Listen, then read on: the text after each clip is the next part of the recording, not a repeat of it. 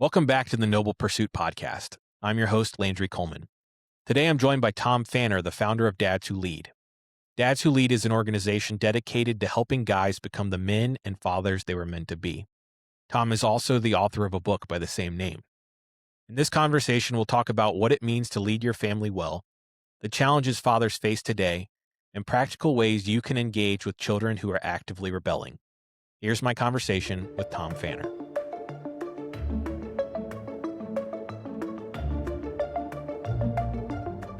All right, Tom, thank you so much for joining the Noble Pursuit podcast today. We were talking a little bit offline before we started about how I like to start every podcast with a personal bio from the person I'm interviewing. So if you wouldn't mind, if you could just give the audience a brief rundown about who you are, what you do, and kind of what you're passionate about. Yeah, absolutely. This is a space that's close to me because it's something I lived through. When I was in high school, I was not the awesome dude. I was on the team. Actually, I've got this picture of me playing high school football. While I wasn't playing, I was like dragging the water out for the team because like nobody else would do it. So there's like a picture of me with the water, taking it out to the huddle during a timeout. And that was kind of my gig, right? I worked really hard in high school, and I loved the sport. I loved my teammates and loved to contribute, but like my skills just weren't great. And that's kind of how it felt like in the classroom and with girls in a lot of different spaces. And so I always saw my teammates like doing awesome fun things with their girlfriends, and it kind of felt like, oh man, like I just had this strong desire as a man to pursue and to be with a woman and or a girl at the time. And finally in my senior year I found a relationship, but when I did, I was in it for the wrong reasons. And a couple months into that relationship in high school, we'll just drop right into the meat and potatoes, if that's cool with you. All right. So, a couple months into this relationship, we had been having sex, and she said like, "Hey, I want to have sex without a condom." And I was like, "Oh, yeah, I think it would be better for us to still use it." And then she just continued to persist. She's like, "No, like I'm on birth control." Pursued it and continued until like finally I gave in, and she ended up pregnant shortly after that. And during that time, it's like, okay, like as soon as I got that call, like, hey, I'm pregnant, I was like, wow, I'm a dad. Like right now, it wasn't maybe I'm going to be a dad in 9 months. Like I'm a dad now. Like there's somebody that's counting on me to prepare, provide, lead by example, all of those things. I took ownership for my part, and there's then the discussion like, hey, I don't know what I want to do. I don't know what I'm going to do. I just knew in my heart, like, okay, this is my child. Like, I'm here. I'm here to play. I'm here to be his father. I'm here to do whatever I can, whatever I need to do to step into this role. Like, God's put me in this position. If God's put me in this position, he's put me in it for a reason. And I'm here to do. I didn't have any work experience. I was in high school. I got some work later in that summer. But there was that conversation. What are we gonna do? And so I shared my feelings, and especially us both being in high school, there was other feelings that was kind of sent forward from other people in our lives. And ultimately there was going to be an appointment for Charles to be aborted. And uh, the morning of the appointment, his mom stayed home. So there were probably a lot of factors that went into that. I mean, I don't know what percentage, if you can have a percentage of my role made a difference. God made a difference, all those things. But I would just say if you are in that situation, and you're listening to this podcast, you're probably very hungry to just get information and figure out. I've talked to a lot of men who are very hungry to protect and keep safe their unborn child. So, um, from my personal experience when I was young, I was just like, hey, I'm not trying to force an outcome. I'm just trying to be present in what I believe and stand firm in it. And ultimately, it's going to be the mother's decision. But as we've said in the past, it's like, hey, the woman's scared. They don't know what to do. The first thing they're going to do is go to the man. So your response to that moment is really powerful. So when you're going through all of this, you're obviously a teenager. You just find out that you're going to be a dad, which, I mean, that can be super overwhelming no matter what your age is, but especially when you're young. So I was curious if there was anything that you did or anybody you turned to that helped you process all this information and kind of helped you through that stage. Number one, God. Walk with Jesus was really helpful. Which at that point it was there, but it wasn't really deep. And so it definitely strengthened my bond there. Um, but instantly for me, it was like, because I knew I always wanted to be a dad. I just didn't know that I wanted to be dad then and with that person.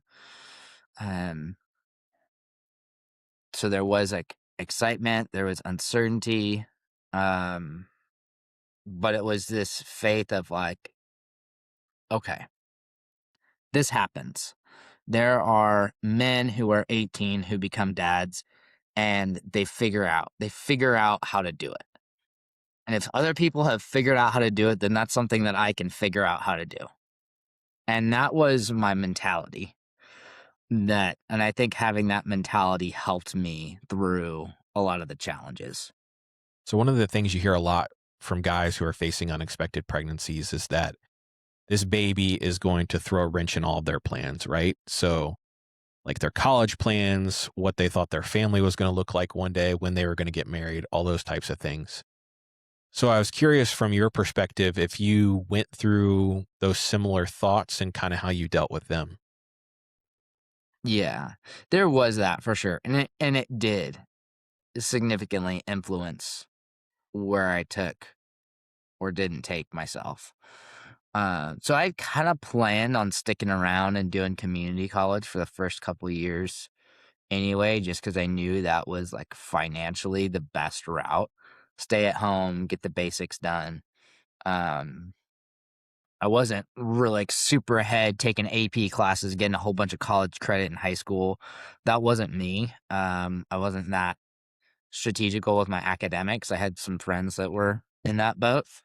Um, but I do remember like I wanted to move to Texas and coach football in Texas, and that was my big thing because as I mentioned, I loved football. And I still do love football. I wasn't the best player, and so I knew coaching was going to be an avenue for me to be a part of the game and continue to pursue it. And so I wanted to coach football in Texas. Like, all right, God, well, this is what's happening. I'm going to coach football here in Oregon. Just in Texas, it's a big deal, right? So there was some like death of a dream there, but it was really just faith in God that, all right, this is all part of the plan. This is all part of my story, and willingness to be flexible was really big. All right. So I want to shift a little bit. I wanted to mention to the audience that you wrote a book called Dads Who Lead, and it kind of talks about your fatherhood journey and kind of how you made this shift from just existing to being a dad who is stepping up in his kid's life. So yeah, after Charles was born, I didn't find out. Like initially we had a meeting and it was like, yeah, we'll call you and we'll let you know and we'll have you come to the hospital and all those things. Like, okay, great. So I find out through like the grapevine, like, hey, Charles has been born. Okay. Um, I call, I reach out, finally I get a response back.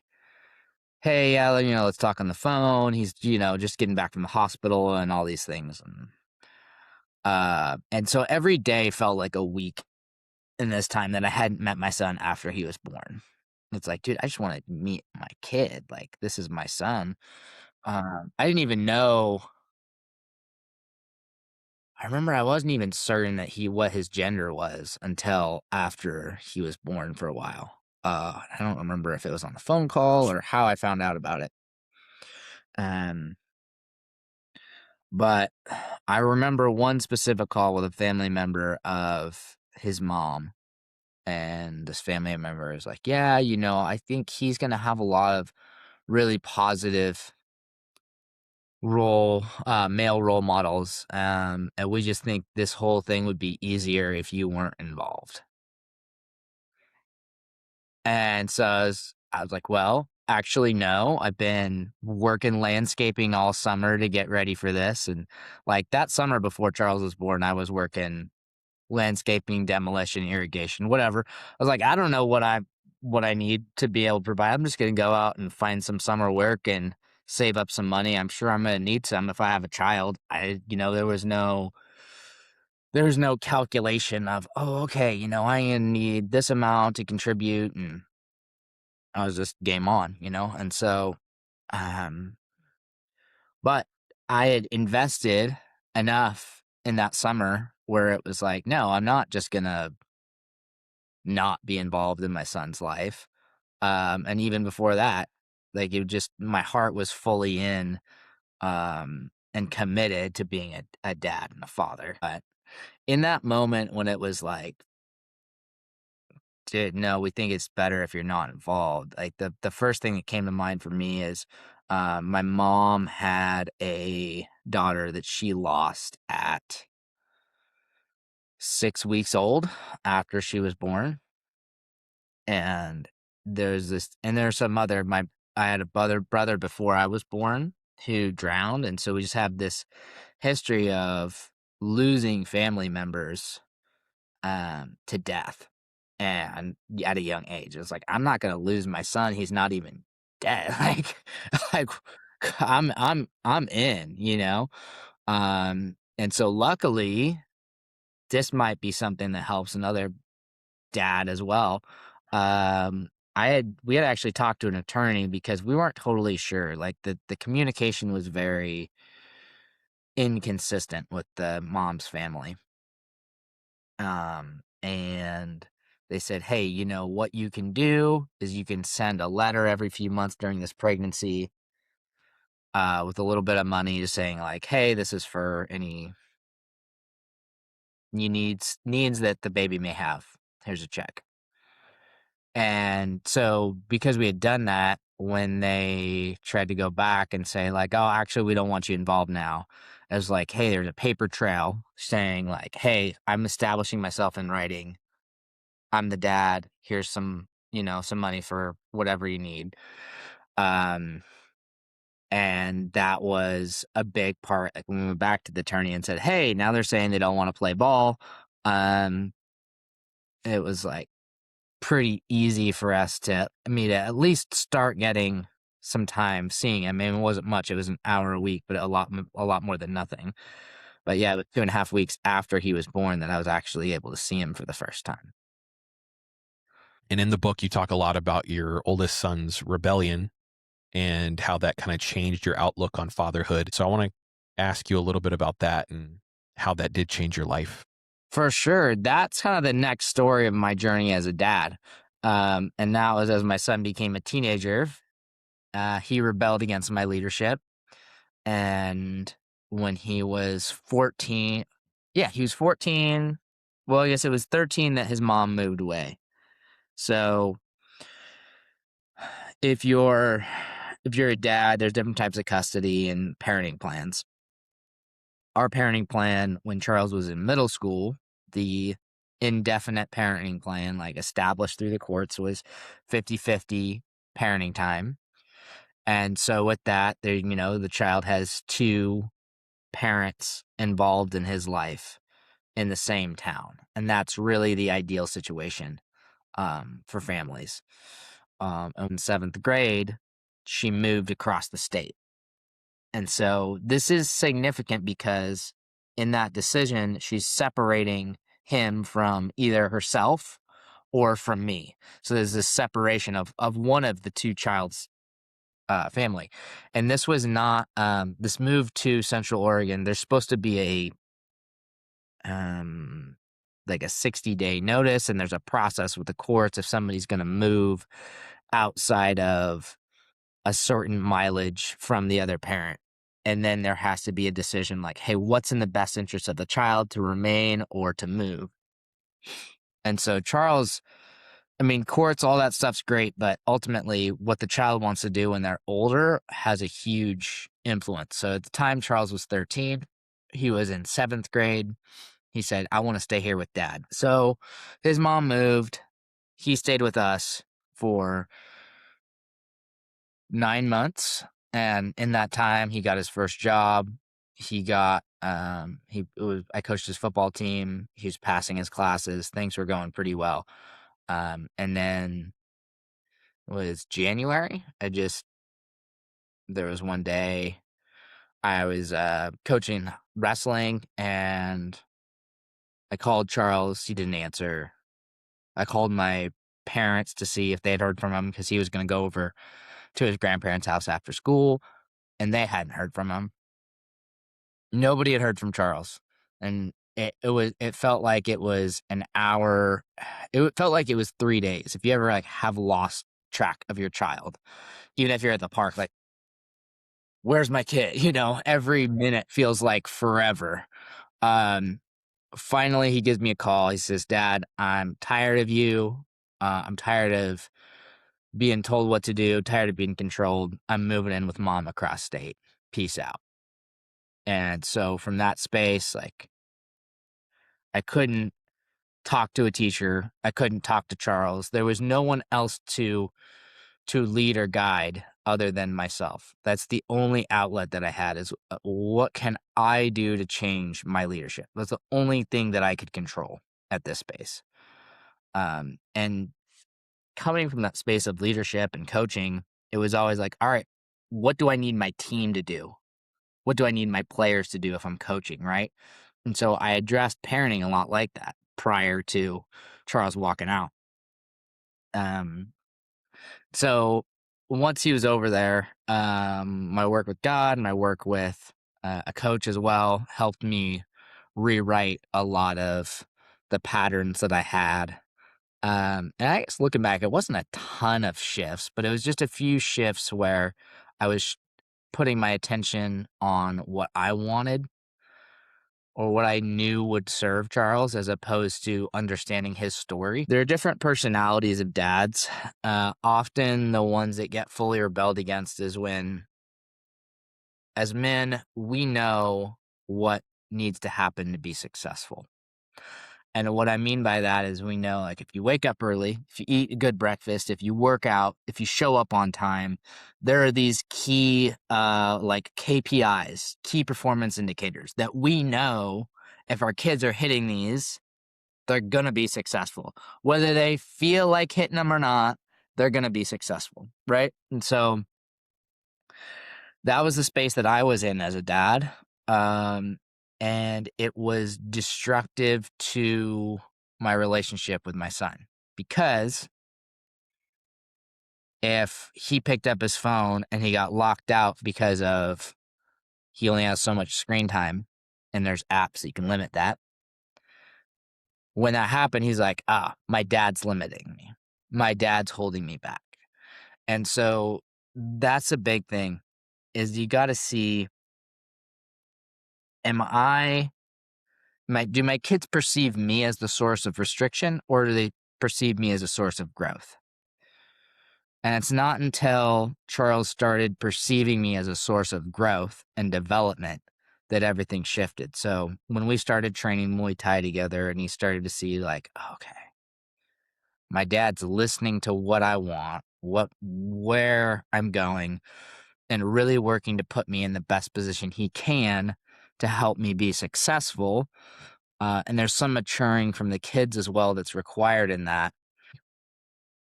Um, and so through that, we went back to court. The judge could see, like, hey, all right, when Charles is with dad, he's passing his classes, he's doing sports, he's working, things are good. With the last few months in Central Oregon without dad, he's not attending class, things aren't going well, um, not getting good grades. And so we knew, like, if that pattern continued, he was probably gonna be a high school dropout by Christmas. Um, so, end of 8th grade, his 8th grade year, beginning of his 9th grade year, we moved my wife and our 2 daughters moved to Central Oregon so we could be closer to him and support him through high school, which was a big decision because that meant leaving my teaching job. That meant leaving our house that we owned, that we bought before everything got super expensive. So, like, it meant our monthly mortgage going to rent and then rent doubling. There was a lot of sacrifices that we had to make and figure out to make this shift and this jump. Um, and so, but through that, Charles is now, righted the ship. He's 18. He's living and working on his own. So, I'm super proud of him and the growth that he had through that season. So in the book and on your website, you talk a lot about evaluating your leadership style and how important that is. How can guys practically figure out where they are and, learn about the things that they're good at while also seeing like some of the issues that they have as far as leadership goes? Well, since you use that word evaluate, you can do a self-assessment. I have an assessment as well that's free. Welcome to go check it out. It's at dads2lead.com. And that kind of helps you unpack your own leadership style and strengths and weaknesses that you may have. Um, but if you're in that space, you're like, man, all right, am I leading my home and what level am I at? Um, it's not so much like, oh, I need to be a number, but can I be a little bit better than yesterday? So, what I would encourage you to do if you're listening is like, all right, identify 2 things. One place where like, hey, okay, finances, I know I'm providing there, things are good. Let's say I'm just making these up. Fitness, I'm behind on that. I need to do better. I need to like set a good example and train. So like, all right, well, what's one thing like it's important to anchor into your strengths. You're not totally broken. You've built a family. There are things that you're doing that are working. So identifying what like one thing that's working well, so you don't just completely overhaul everything and start changing something that is working. But the next piece is also figuring out, all right, what's one area that I can improve in, whether it's fitness or organization or being a great listener. That puts you in a position as a dad to spend more time for your kids to open up to you more. um, my son is living out of state and he calls me almost every day because he just wants to tell me something because I listen well.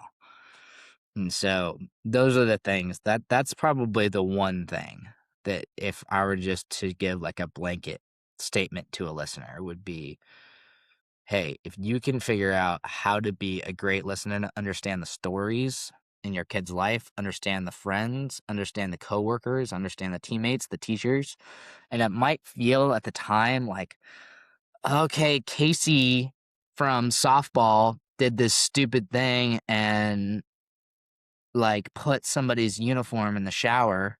Like, what does that matter to me or anything else? But if it's important to your kid, you'd be like, all right, I listen. Oh, okay, Stacy. Yeah, what number is she? Oh, okay, yeah, what? And just like you're starting to create this picture in your mind, and you can feel that when somebody's telling their story, or even as a man, if you're telling your story and somebody's really attentive and listening and asking questions, that's not a lot of people do that. Most people are just ready to move on to the next thing that they need to do. So you're going to create a very special spot on your kid's roster if you're somebody who can be a good listener. It's really not so much about the improvement and the gains. It's about the momentum and the direction of your ship. So if your kids look at you and they see somebody who's intentional and steering themselves in a more powerful direction, that is going to rise all the tides of of the ships in your family. So just start small and build up. All right, Tom, last question for you. For the guys who've listened to this podcast and they're like, man, I really like that Tom guy. I want to learn more about him and what he does and learn more about his book and his website and all that kind of stuff. Where can they go and learn more about who you are and what you do?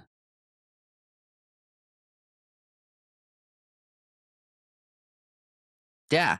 I like to say with the internet, if you know how to spell my last name, which is Pfanner, the P is silent, you'll be able to find me. I'm on Instagram. If you go to the website, dadswholead.com, you can take the free quiz that gets you on the email list. I get those emails. So if you reply to any of those, would love to connect and support you in your journey any way that I can. All right, Tom, thank you so much for taking the time today to sit with me for a few minutes and talk a little bit about your life and just your own fatherhood journey. I really appreciate it. Yeah, absolutely. Thank you, Landry.